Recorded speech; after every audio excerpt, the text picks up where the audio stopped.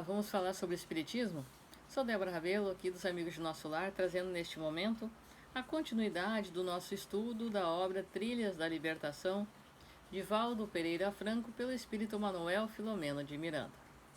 Vamos agora ao tópico, ao capítulo Ocorrência Grave. Leitura e estudo linha a linha, passo a passo.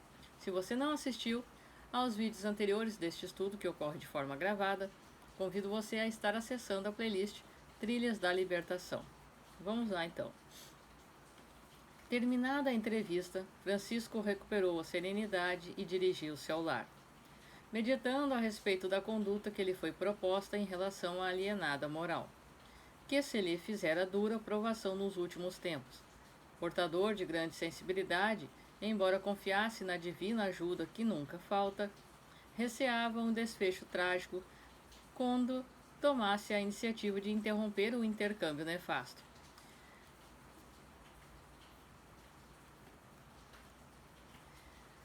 Utilizando-me de um momento disponível do amigo Vicente, interroguei-o, objetivando discernir melhor em torno da pendência inquietadora. Por que os médiuns, inquiri interessado, normalmente se apresentam portando graves problemas? No caso particular do nosso Francisco, tendo em vista a sua existência correta, porque o desafio que ora o inquieta? Com serenidade e sabedoria, o bondoso guia esclareceu. Não são os médiuns, conforme sabemos, criaturas especiais, destinados à galeria espiritual dos eleitos.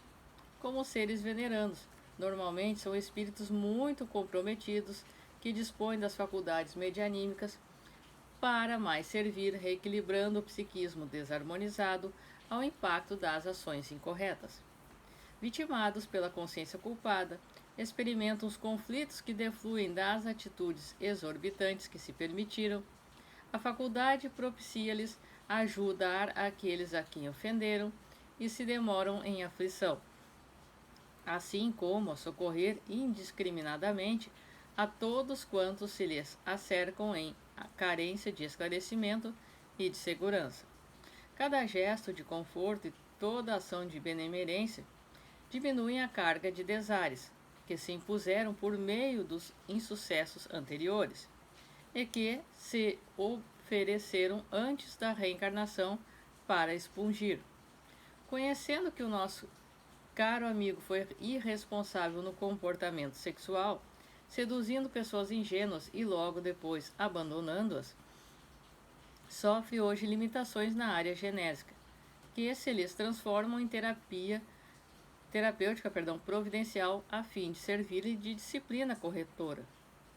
Como a mediunidade exterioriza energias específicas que se caracterizam por ondas de simpatia, qual ocorre em diversas áreas humanas, a vinculação do paciente com seu terapeuta, do cliente com seu advogado, do servidor com seu administrador, o que é quase normal, muitas vezes degenera em uniões conflitivas, extraconjugais, sem sentido, produzindo despertamento, após passadas as labaredas da paixão, da dependência emocional.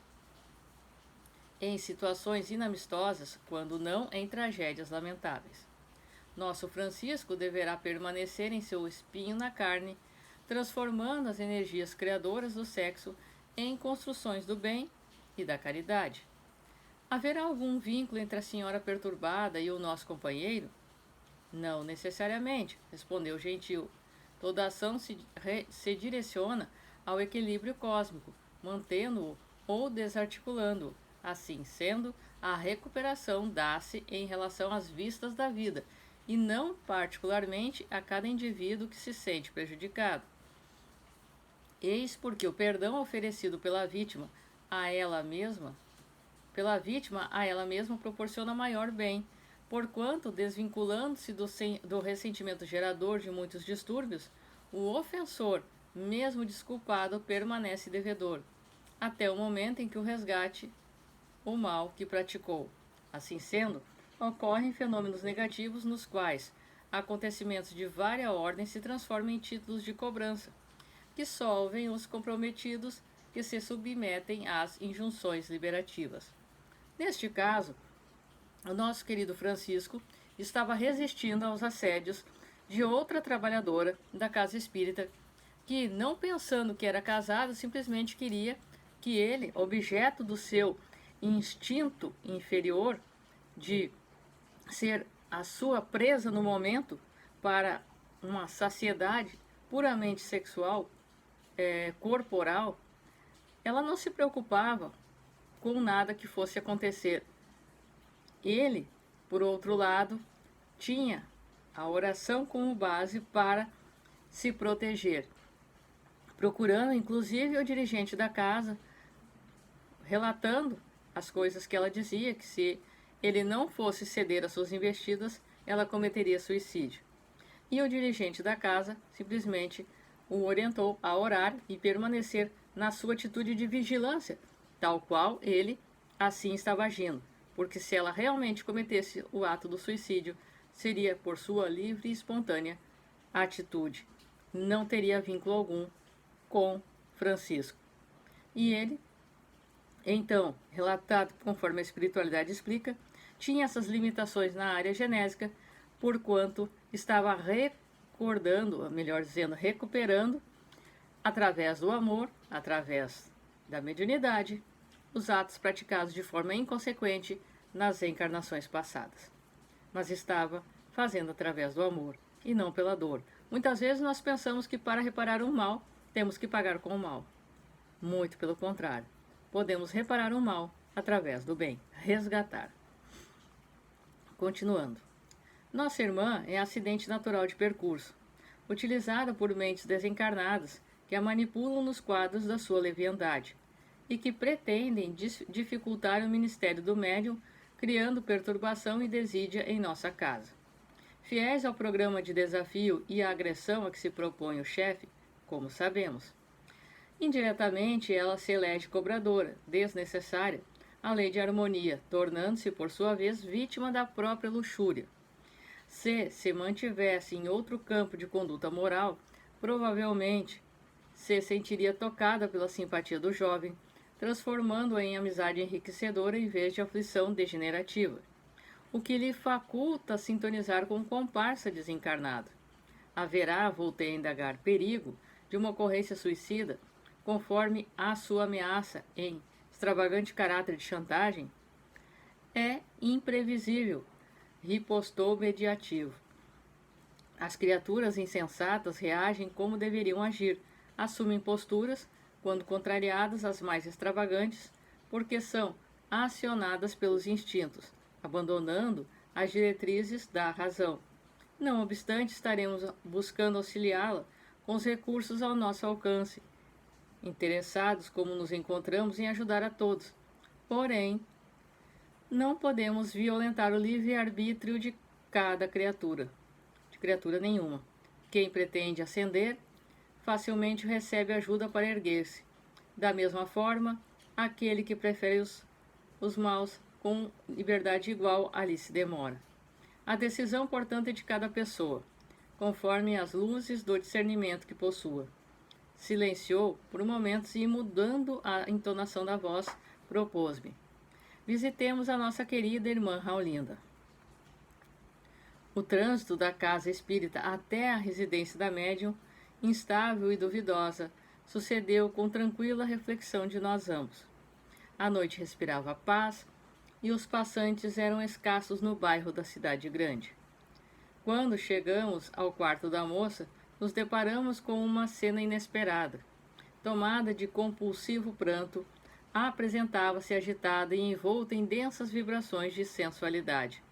O seu adversário, desencarnado, agredia-a com inusitada violência, blasfemando, acusando-a. O irmão Vicente, que certamente conhecia a longa trajetória de ambos litigantes, explicou-nos.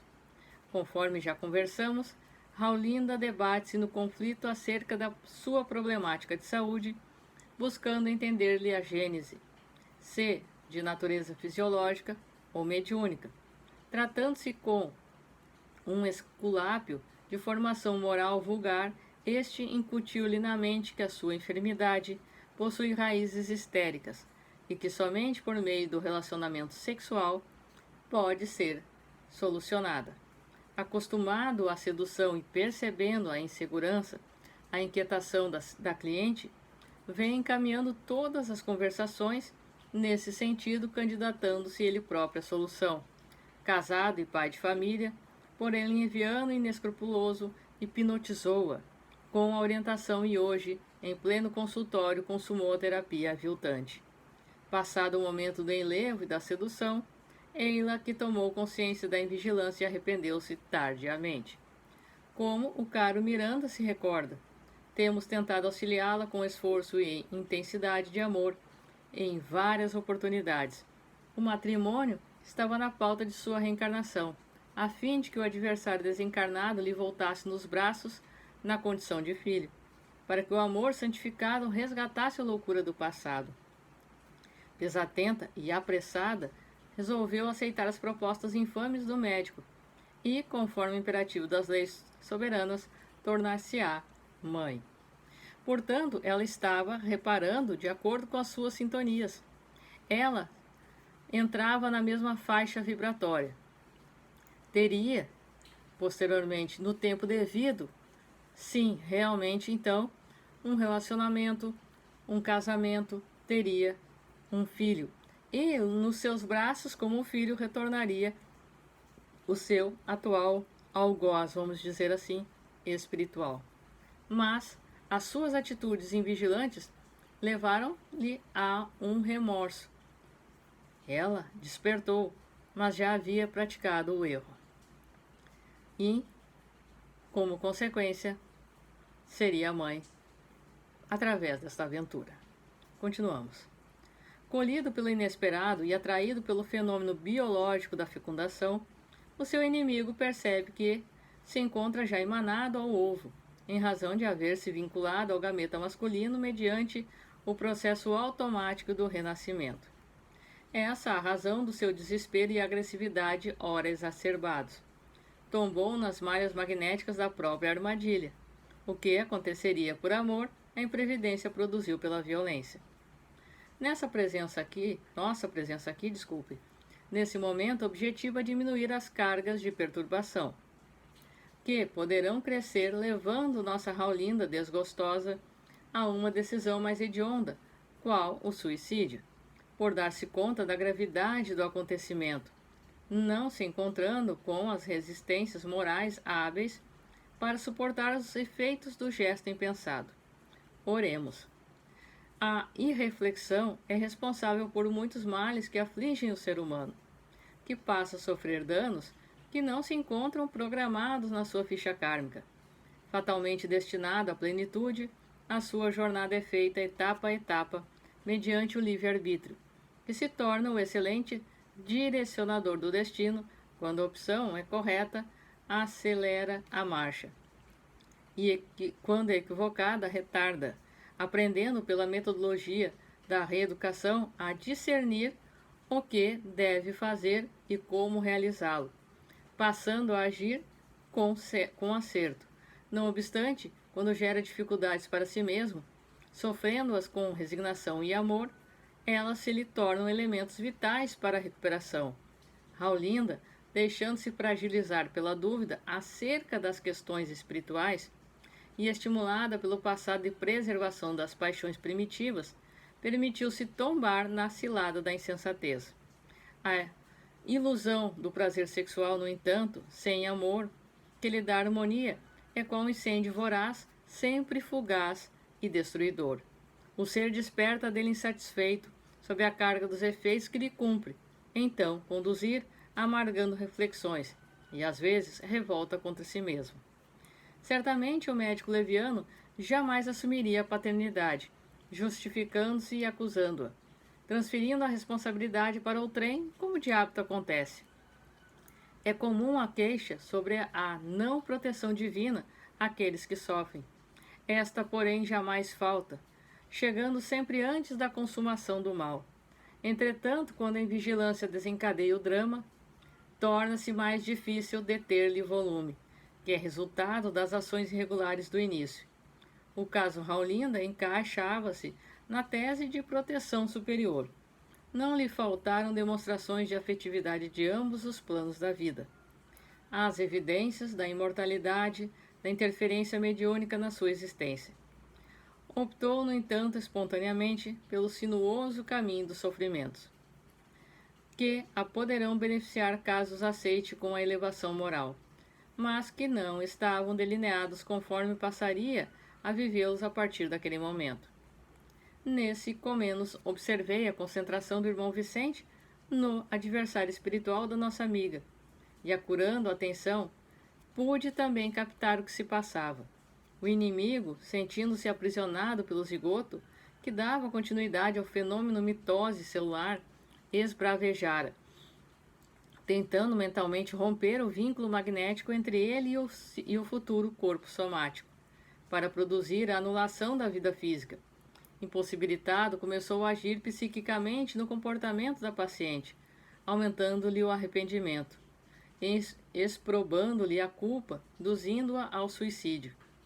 Como solução para a desonra que se entregara, interferindo nas tardias reflexões da moça, ampliava-lhe o pavor a respeito do futuro, das dificuldades no lar que desrespeitara, desconsiderando a confiança dos pais e, desse modo, ameaçando-a, atemorizando-a, mas afirmando: serei teu filho sem o desejar, cobrarei nos teus braços o que me deves.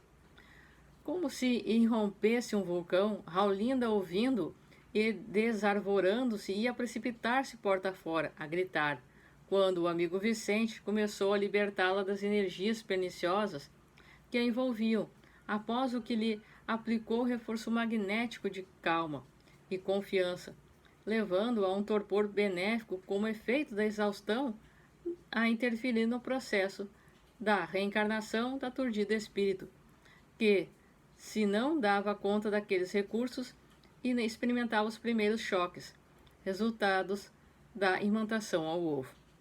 Nesse interim, deu entrada no recinto uma entidade de aspecto hediondo, que ao menos nos encontrar deteve-se a regular distância, e após ligeiro diálogo com o pré-reencarnante, dominado por incontida fúria, afastou-se blasonando de esforço e providências severas que seriam tomadas pelo soberano das trevas. O benfeitor espiritual, muito sereno, esclareceu-me a perplexidade. Miranda falou-me atencioso na ocorrência que acompanhamos. Podemos anotar inúmeros fenômenos, todos filhos do desequilíbrio humano e da ligeireza da fé religiosa quando não se estrutura na razão, fixando-se no comportamento. Não pretendemos com isso censurar a conduta da nossa Raulinda. Os nossos comentários objetivam propiciar-nos reflexões profundas. De início, desde os momentos que procederam à sua opção pela autoentrega ao desfrutador inescrupuloso, a nossa amiga não recorreu à oração, à comunhão com Deus, tornando-se acessível à inspiração superior. Deixando-se perturbar pelos apetites sexuais, não lhe ocorreu sequer uma vez a providência da prece, que por certo a acalmaria, ajudando-a a discernir melhor. Continuando o desalinho do comportamento mental, mesmo arrependida, não pensou no recurso da comunhão psíquica com o Pai, o que facilitou, na faixa vibratória em que permaneceu, a presença do adversário, estimulando-a, por sua vez sendo vítima da própria trama. A oração faculta claridade mental, ampliando a capacidade do entendimento e acalmando as ansiedades do coração. No entanto, são poucos aqueles que a buscam nos momentos próprios e se deixam impregnar pelas suas dúlcidas vibrações. Após uma ligeira pausa, continuou solícito, compreendendo a minha necessidade de aprendizado. A cena que teve lugar no consultório médico foi brutal, sem qualquer envolvimento afetivo. O explorador da ingenuidade alheia, sem qualquer emoção, era apenas a sensação animal em busca de resposta.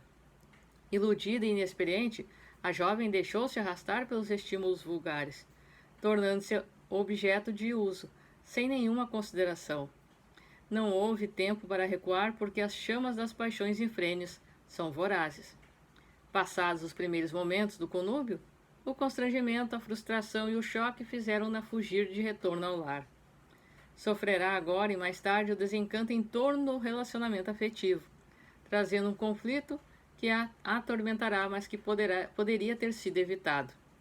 Sintonizando mentalmente com o soberano das trevas, o enleado nos fluidos da próxima reencarnação pediu socorro, vindo vê-lo um dos emissários do terrível chefe.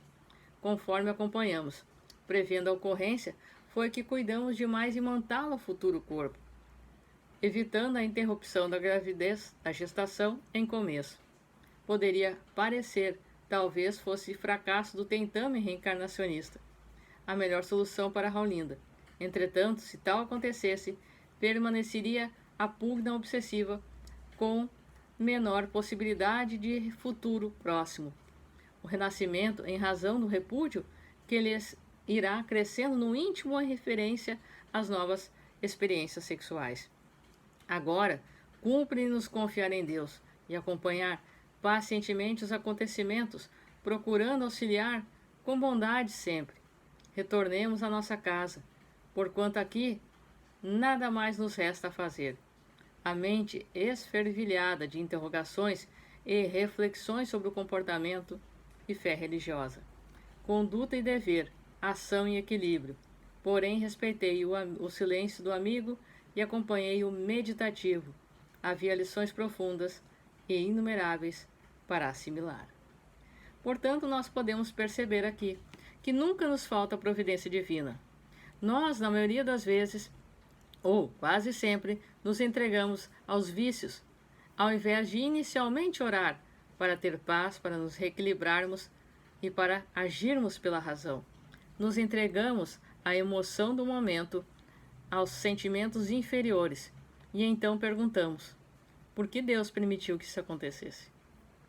Nós permitimos, nós abrimos as portas, janelas da nossa casa, convidamos para sentar à mesa e reclamamos do mal.